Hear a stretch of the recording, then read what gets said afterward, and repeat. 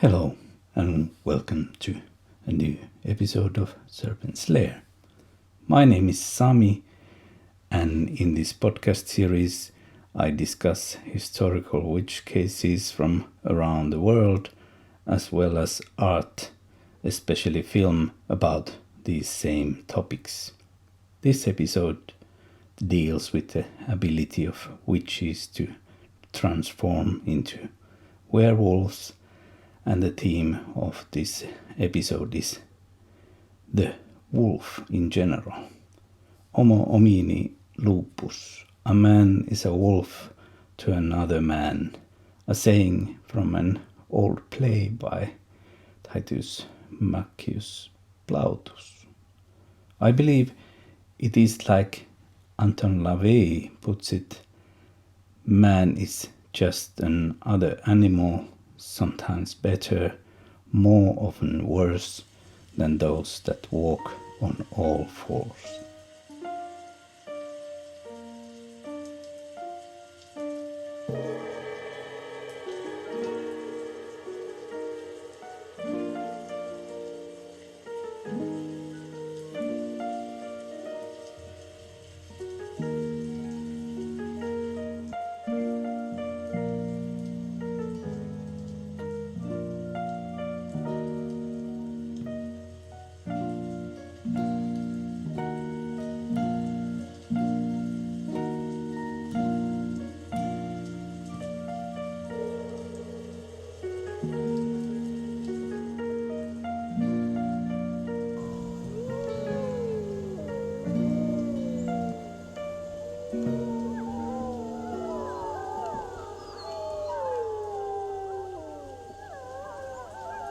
I love documentaries and movies about wolves.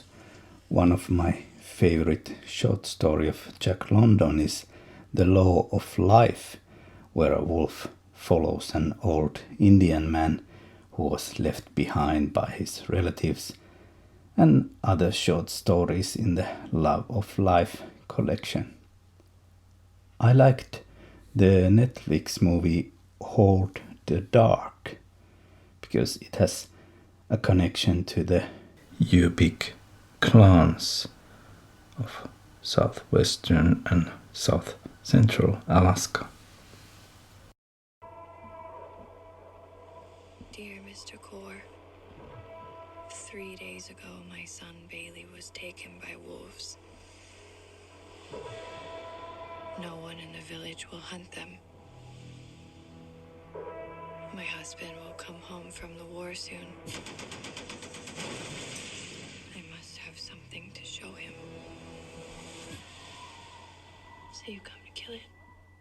To kill the one that took him? I came to help if I can, to explain this if I can. And also the French movie Le Pacte de Loup, Brotherhood of the Wolf, especially because it has some real life folklore history behind it.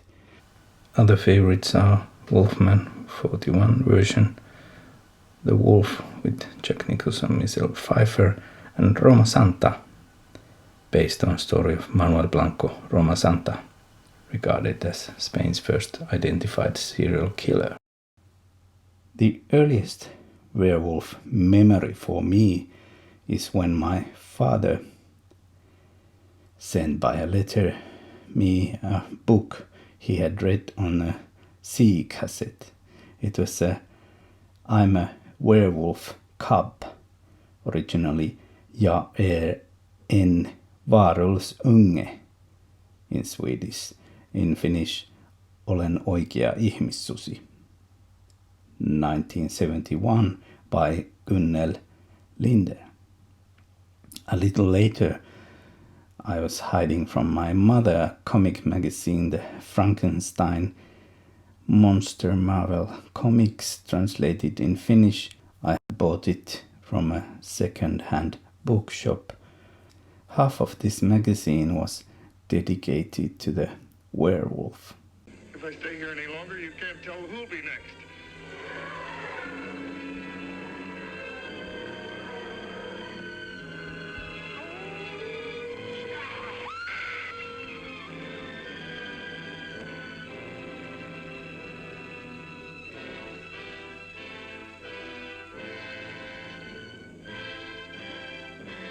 In psychoanalysis, the most famous wolf text is Sigmund Freud's so-called Wolfman case.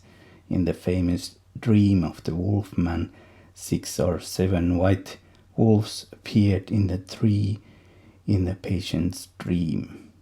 Freud's interpretation of the subject was this dream was related to the patient's fear of his father. It showed not only a traumatic experience from childhood, but also the so-called castration anxiety. In dreams, a wolf may represent a threat to someone who invades the home, a bit like in fairy tales, a wolf threatens to blow down a door or dresses up as someone familiar and safe, revealing itself to be dangerous. A wolf can also represent a terrifying reality that seems to hit you in the face without being able to escape from it. More about dreams and wolves, for example, in the article of Stephen Caliber, 2012, Our Projective Dance with the Wolf.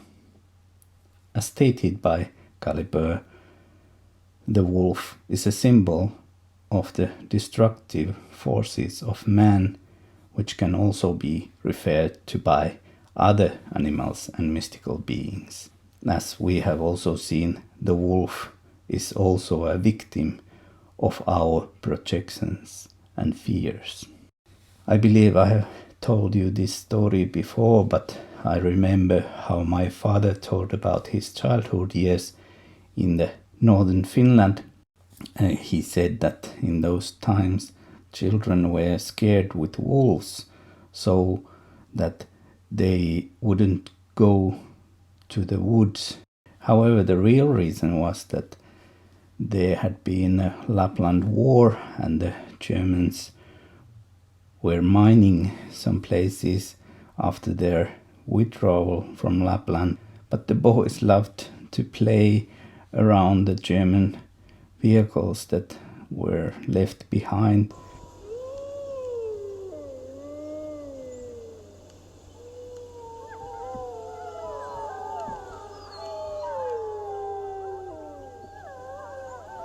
In psychiatry, several people have been encountered who believed they were werewolves. I have also met one person who believed he was a werewolf when I worked in a hospital, but I have to say the person in question aroused strong feelings of sympathy because his life had been quite horrible. A report on werewolf cases in psychiatry has been published in the Canadian Psychiatric Association Journal in 1975, if you want to learn more. What did he tell you? Both of you calm Nothing. down. He tells me nothing because he's scared of you.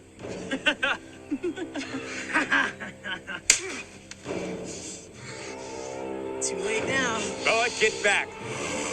Oh, calm down now.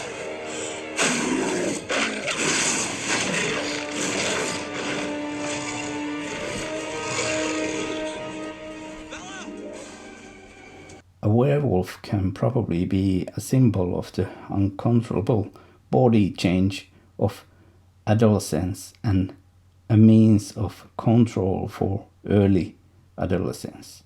The body changes and many kinds of forces are raging inside. This is what the Twilight Saga deals with brilliantly and spoke to many teenagers as well. Let's talk next about metamorphosis. You should find also my episode Metamorphosis in the series of witches in Finland. In this case, I mean the witch's ability to change to the shape of wolf, beliefs related to the so-called shape-shifting. in Finland there has been not so much beliefs that witches has the ability to transform them to animals. Somewhat in the Lapland region their shamanistic beliefs, but otherwise it was believed at most that witches had assistant animals. One of them was the wolf, but Sami people hated also the wolf almost more than any other animal. It was a serious threat for those who herded reindeers. In modern days, this same hatred is still alive among reindeer herders, like in my grandmother's home. Bear, wolf, and also wolverine were hated animals. Also, my father, who was a hunter, was very afraid of wolves eating his dog, but they did not. Back to werewolves. It is like Brian Levack, 1987, points out that the belief that humans could change their shape was present in popular culture from earliest recorded times, and it still exists today. One earliest example is Virgil's 8th Eclogue. Virgil introduces the werewolf theme. Moeris, a local sorcerer, has sold to Saimaita, the amateur witch, certain powerful herbs that can transform a man into a wolf. Saimaita is a very interesting witch character who drones incantations to bring her lover Daphnis back home to her. She carries out ritual around a fire, twisting 3 strands of 3 threads around his image and carrying it 3 times around an altar. This has again a connection to the Roman curse tablets, love spells. Please listen also my episode about Suspiria 2018. There I'm talking about curse tablets. According to Sabine Baring-Gould, 1865, there was a belief that in Eastern Europe, area that nowadays includes Poland and White Russia, there lived the Neuron people, who were witches with a skill to turn into a wolf once a year. From the Scandinavia, Baring-Gould mentions people who were so-called Egi Einhamir, man with multiple skins or not one skin. The manner in which the change was effected varied a lot. One way was to dress in an animal's skin. One way was like a shamanistic way, leaving your human body in spirit and then entered the second form. The third way was to bewitch the eyes of the others so that they could detect the witch but saw him only under a certain form. Also, Sami people who lived in the Finland area had similar capabilities. According to Therman, 1940, a witch or shaman Noide could take many animal forms in his spiritual journey. But the wolf itself had also features of a witch. Johan Turi, 1910, says that a wolf could put asleep humans watching their reindeer herd by witching them. Wolf was called a fire. This fire could make a lot of damage and was clever. Wolves could kill the baby reindeer and just wait there when the mother came back to search them and then killed the mother.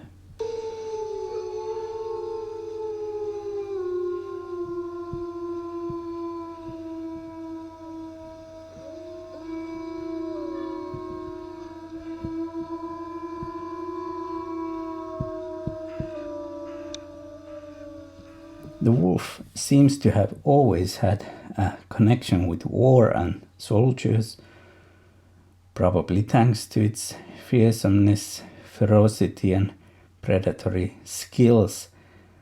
Among the old Norwegians, it was a custom for certain warriors to dress in the skins of the beasts.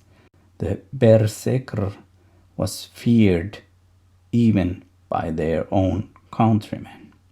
I like to mention that wolf was also quite important figure in the Nazi Germany and in Hitler's mythology.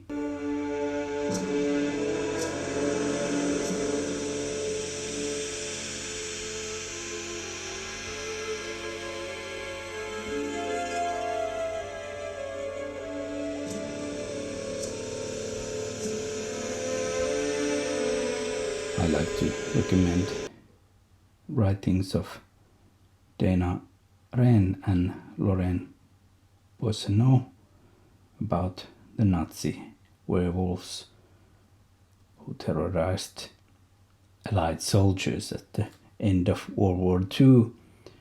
And also I want to mention one article of German Fräuleins, Nazi werewolves and Iraqi insurgents, the American fascination with Hitler's last foray. It was written by Christina von Hodenberg in Central European History 2008. However, I should mention that in German language, der Werwolf doesn't mean a werewolf. Actually, it means defense wolf, and sometimes it's mixed with the word werewolf.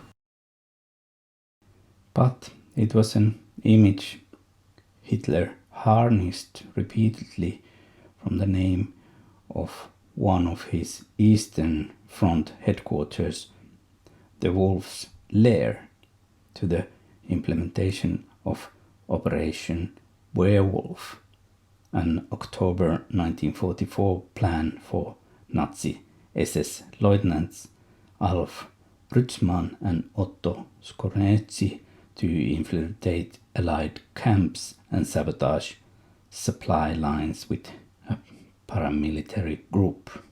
Back to the more early history, Lex Salica, also called the Salian law, was the ancient Frankish civil law code compiled around Anno Domini 500 by the first Frankish king Clovis.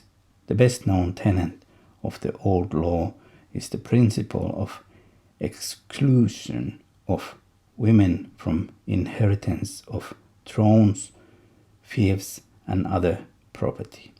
According to Bombiani 2001, the origin of the word monster is related to the words refugee and outsider or outcast. The Salic law included certain individuals from the community, outlaws, who anyone could kill without being punished. These were called vargus, word assimilated to the werewolf, the loup garou, il lupo mannaro. So basically the word werewolf means an outcast man, a political creature, the product of human laws, a monster. The old Norwegian Norse word for wolf, vargr, was also the legal term for the outlaw. That is, the wolf is that person who is outside the law. In ancient Germanic law, the term vargus was used to refer to both the outlaw and the wolf man.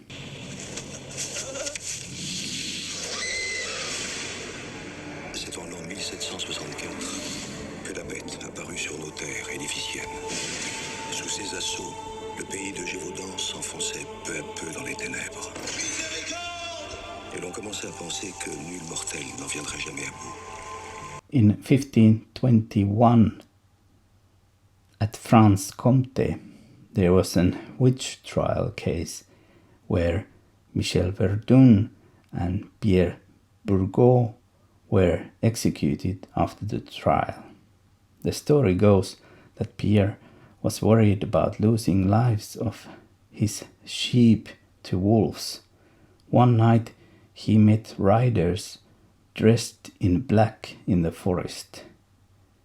He should renounce God, Virgin Mary, and all the saints, and kissed the leader's hand, whose name was Moise, accepting him as the new Lord and Master.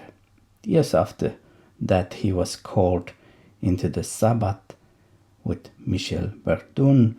Bourgault had the ability to change them both as wolves by using magical salve, and they both terrorized the neighborhood in the shape of werewolves. Together they killed a lot of children, had sex with animals, and ate the human flesh. They were arrested when a wounded wolf was followed, but when they followed the blood trail, they found wounded Verdun in the bath. The confession came from Pierre Bourgault, but Michel Verdun confirmed that the story was true. This was from Berengold, chapter 6. That's a horrid story. I didn't like it at all. The werewolf beliefs itself were quite common in Europe. These stories appear also in many witchcraft confessions. However, this was not part of the so-called witch doctrine. They were considered only as devil's illusions. You can listen more from my Witches in Finland episode about this metamorphosis in demonology. However, in certain areas of Europe, especially in heavily forested regions, a number of werewolves were tried in witch trials and convicted as witches. Bishop Olaus Magnus has written in his book Historia om det nordiska folk, in Prussia, Livonia and Lithuania, inhabitants suffer from the rapacity of wolves throughout the year. Yet this is not regarded by them as such a serious matter as what they endure from men turned into wolves. Never thought I'd meet a good man who looked at me the way you do. You don't know I'm a good man. Are you crazy? No. Just marking my territory. You got 5 new murders. What is there about a full moon?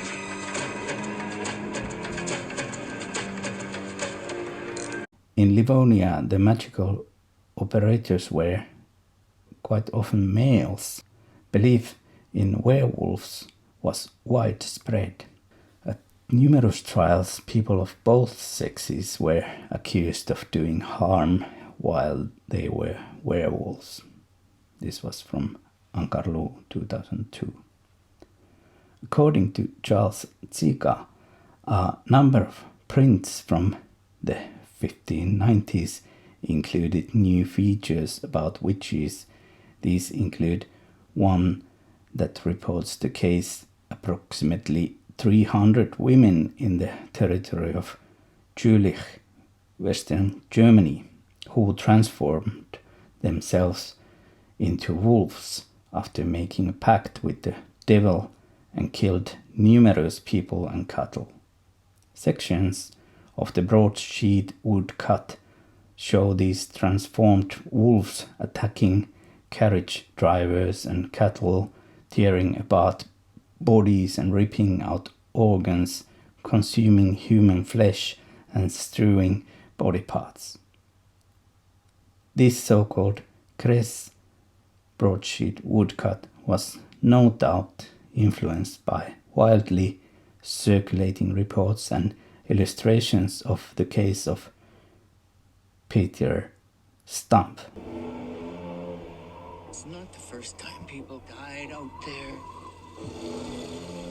The hillside is scattered with pieces of bodies. That's what you get when you talk to the villagers. People are dying. That's real enough.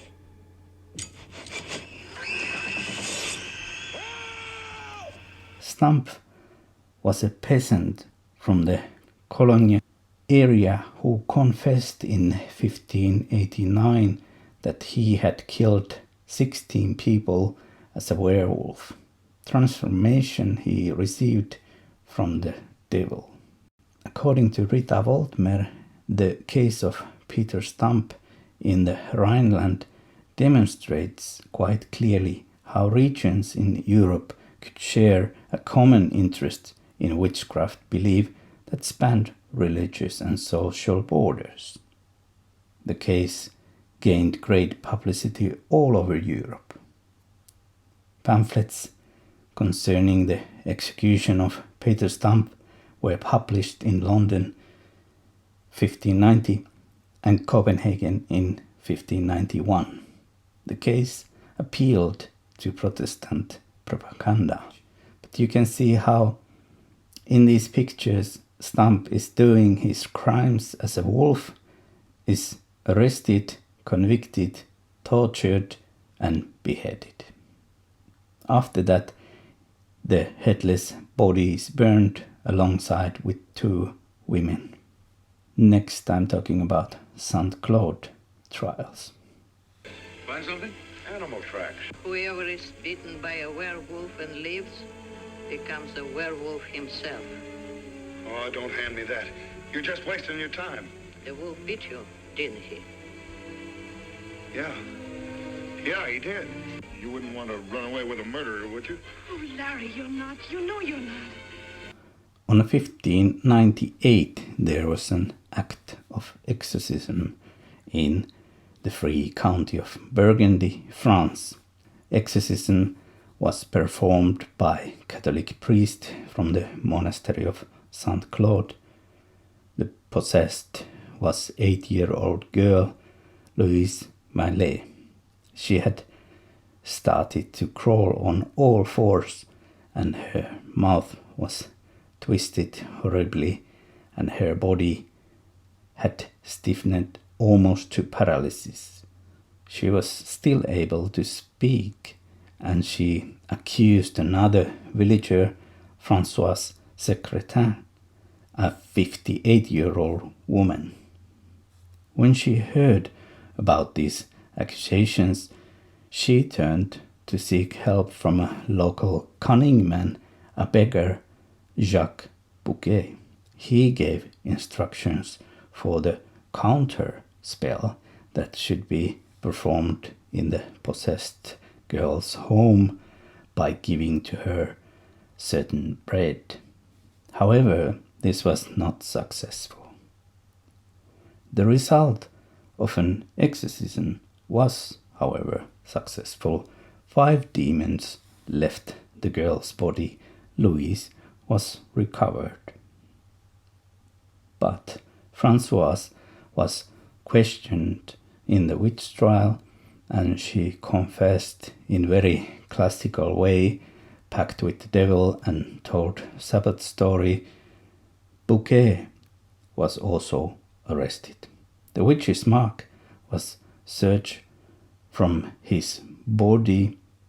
It is not known if he was tortured or only pressured mentally, but he confessed in detail also to witchcraft and having repeatedly using magic powder to kill livestock and poultry. He also told that he was able to become a wolf by using greasy ointment which he had been given by the devil. As loup-garou, werewolf in France, he was able to attack other people and to kill and finally eat them. This was from Schulte, 2009. That's a horrid story. I didn't like it at all. According to Lappalainen 2005, in the most eastern Sweden, Finland, there was an witch trial case in 10th of April in 1652, when a man named Lauri Kapiainen was executed by beheading, and his body was burned after that. Also his 4 relatives were accused, but they were released. It all started when in former community of Finland, Jääski, 3 authorities were accused of poorly managing the wolf situation in the area. More than 10 children had died. These 3 men got fined and had to pay 3 marks for the government. Because the wolf had eaten the children, the rabies could not be the reason for this behavior. Usually wolves with rabies cannot eat anything, they only kill. I have no details, but it seems that this Lauri Kapiainen had some roots in Lapland, and he was a suspect in the case, and he confessed after being imprisoned. This was from the Finnish book Antti Lappalainen 2005, Suden jäljet. I don't trust so much this book, but I have not yet found any other more reliable information about this interesting case. Leave this to the devils. You want from my boy? Yes. Did you raise the dead? No, sir. Then I have no questions for you. Never seen anything like this before. In the 1880s, there was the most famous case in Finland. There has been other cases too, but this was in the area of Turku. It was a case where a pair of wolves, or one wolf, learned to prey on children. It was holding its territory in a place called Mynämäki region and learned that a child is prey just like a hare, sheep or calf. During the coming year, the pair, or just one wolf, preyed on about 20 children. In some of the church records that are left, you can find after the child's name, it may be, you can read Eten av varg, eaten by the wolf. After this, no wolf has killed people in Finland. There's an interesting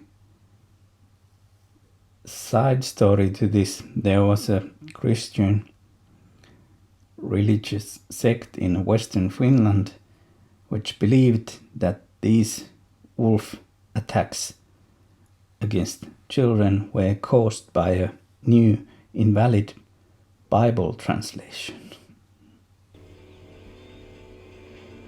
I want you to lock me up before it gets dark. Then what?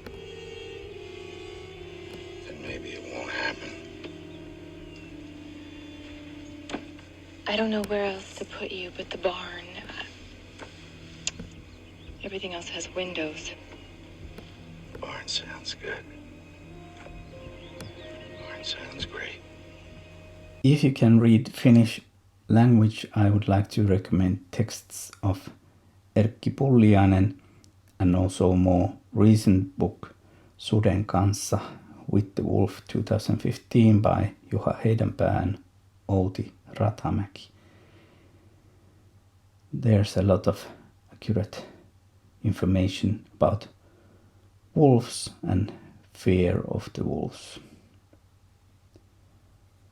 I will quote here Erkki Susi Pulliainen, Susi in Finnish is a wolf, who just died in this year in August. The narrative around wolves has three main focus: stories that are nonsense and fairy tales, 2 rabies stories, 3 normal healthy wolf attack. The most of the cases belong into the first category, into stories that are nonsense and fairy tales. There has been no wolf attacks toward humans in more than 100 years in Finland, and all the old stories are not so much historical documents, but they have been stories that have been told by humans to each other.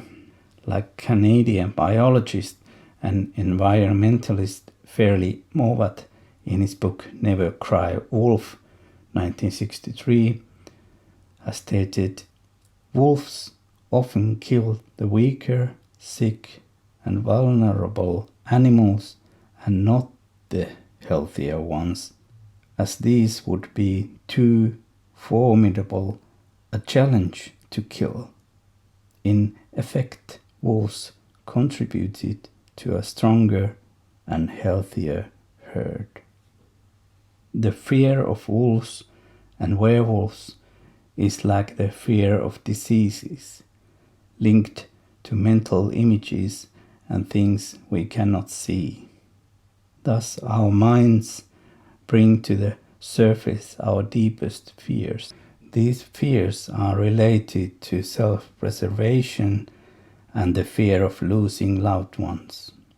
In the past, the wolf was a real threat to the livestock farmers whose livelihood depended on the animals, and the damage caused to them could be extensive. The fear of wolves in modern times is above all a fear of the unknown and is often linked to persons' experiences in life. I'm going completely crazy. David! What? Now, I'm really sorry to be upsetting you, but I have to warn you. Warn me? We were attacked by a werewolf. I'm not listening to this. On the moors. We were attacked by a lycanthrope, a werewolf. I was murdered, an unnatural death. And now I walk the earth in limbo until the werewolf's curse is lifted. Shut up. The wolf's bloodline must be severed. The last remaining werewolf must be destroyed. I want to end this episode with the words of Jack London from The White Fang. The wild still lingered in him, and the wolf in him merely slept.